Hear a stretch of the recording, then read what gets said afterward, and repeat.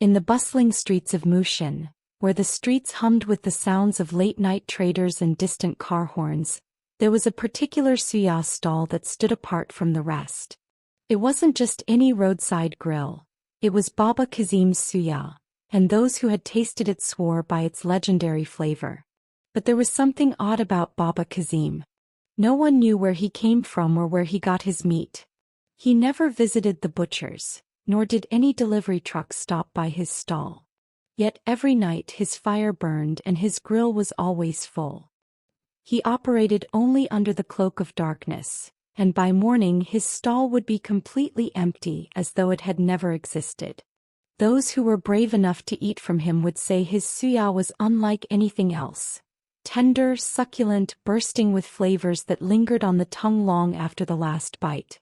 Some even claimed it was addictive, drawing them back night after night, unable to resist the intoxicating aroma. Despite his popularity, Baba Kazim himself was an enigma. A tall, wiry man with dark, knowing eyes and a voice that rumbled like distant thunder. He spoke little but observed everything. He never asked his customers their names, yet he seemed to know them all. His suya stand had no visible supply of meat, yet he never ran out. Those who dared to ask too many questions often found themselves losing their appetite. And then there was the way the dogs acted around him. One of Baba Kazim's most loyal customers was Musa, a young taxi driver who worked late into the night.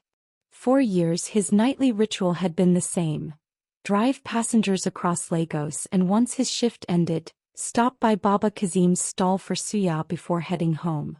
But on this particular night something felt different. As Musa pulled up near the stall, he noticed a stray dog pacing on the other side of the road, growling softly. Its fur bristled, ears flattened, eyes locked onto Baba Kazim. The moment the vendor moved, the dog whimpered and backed away, disappearing into the shadows. Musa frowned. Lagos was full of strays, but he had never seen a dog so afraid of a human before. Shaking off the unease, he stepped out of his taxi and walked towards the stall, inhaling the familiar, mouth-watering scent. "Ah, Musa, my son," Baba Kazim greeted, his deep voice warm yet unsettling. "You have come again." Musa grinned, slipping a few crumpled naira notes onto the counter. "How can I not? Your suya is the best." Baba Kazim chuckled, his knife gliding effortlessly over the sizzling meat as he sliced thin, perfect strips. He wrapped the suya in old newspaper, sprinkling it generously with suya spice before handing it over. Musa took the package eagerly, unwrapping it as he leaned against his taxi. He popped a piece into his mouth, savoring the heat of the peppered meat as it melted against his tongue. But then he paused. There was something off. A faint bitterness, something his tongue couldn't quite place. He chewed slowly, frowning. "Baba, did you change the recipe?" The old man's eyes flickered, but his smile didn't waver. "Everything is the same, my son." Musa hesitated but shrugged it off. Maybe it was just his imagination. Maybe he was just tired.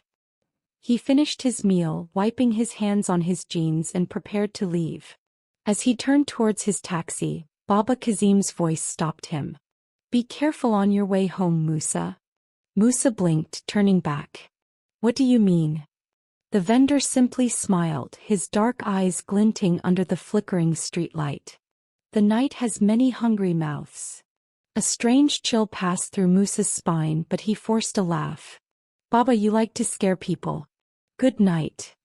Baba Kazim watched as Musa climbed into his taxi, his smile never fading.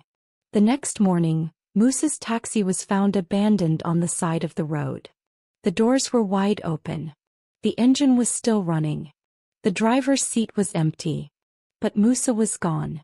His phone, wallet, and belongings were untouched. There were no signs of struggle. No blood, no footprints, nothing. It was as though he had simply vanished into thin air. His family searched. The police investigated. But no one had answers. By nightfall, Baba Kazim's stall was back in its usual spot, the scent of sizzling suya filling the air. And the stray dog? It never returned to that street again. The whispers began to spread. Musa was not the first to disappear under mysterious circumstances. Over the past 2 years, several men had gone missing. Late-night workers, lonely travelers, people who often ate at Baba Kazim's stall. But in a city as chaotic as Lagos, disappearances were not uncommon, and the police were quick to dismiss them as the unfortunate victims of crime or accidents. But some people began to notice a pattern. Femi, an investigative journalist, had always been fascinated by urban legends. He had heard the rumors about the disappearing customers of Baba Kazim's Suya and decided to look deeper. Sitting in his dimly lit apartment, Femi mapped out a disturbing trend. The missing people all had one thing in common. They were last seen near the Suya stand. Determined to uncover the truth, Femi set out to investigate. For 3 nights, Femi watched Baba Kazim's stall from a distance. He noted how the vendor never seemed to receive any deliveries, yet he always had enough meat. He saw how customers would come, eat and leave completely entranced by the flavor. But what disturbed him most was the dogs. Each night, stray dogs gathered around, growling at the stall but never daring to get too close. It was as if they sensed something unnatural. On the 4th night, Femi decided to take things further. He bought a portion of Suya, but instead of eating it, he took a sample and sent it to a lab for testing. When the results came back, his hands trembled as he read the report. The meat contained traces of human DNA. Realizing he had stumbled onto something horrifying, Femi set up hidden cameras to watch Baba Kazim's stall overnight. What he captured on film made his blood run cold. Femi stared at his laptop screen, his hands trembling as he reviewed the footage again. His instincts had been right. Baba Kazim was no ordinary Suya seller. The footage showed him working late into the night, slicing meat with eerie precision. Then at exactly 2:47 a.m. he reached into a large black nylon bag and pulled out something unsettling. It wasn't just ordinary meat. There was something wrong, something that made Femi's stomach churn. He remembered the lab results. The sample of Suya he had sent for testing had returned with an answer he wasn't prepared for. The meat wasn't from any known livestock. A chill ran through him. He had stumbled onto something horrifying. But now a new fear gripped him. Had Baba Kazim noticed him? For the first time, Femi felt like he wasn't just uncovering a story. He was becoming part of it. Femi knew that simply having suspicions wasn't enough. If he wanted to expose Baba Kazim, he needed concrete proof. That night he returned to the Suya stall. The street was quieter than usual, as if the city itself had sensed the weight of the night. The few customers who came seemed entranced, chewing slowly, savoring every bite.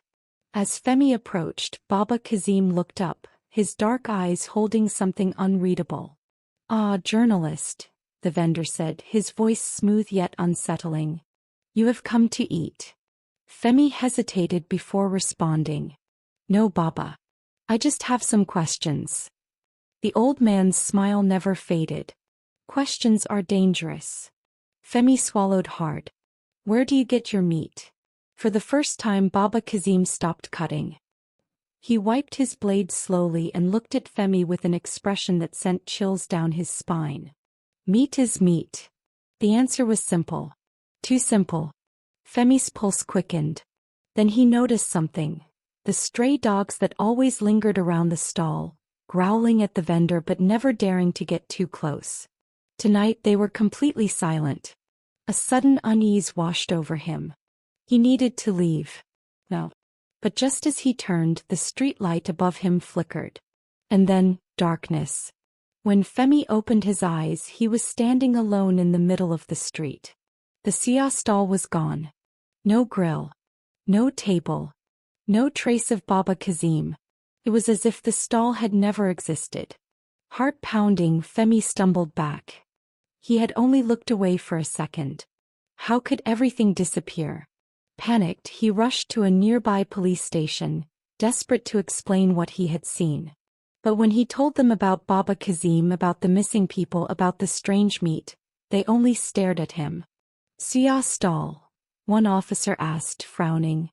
There's no Suya cellar there. There never was. Femi's breath caught in his throat. That's impossible, he whispered.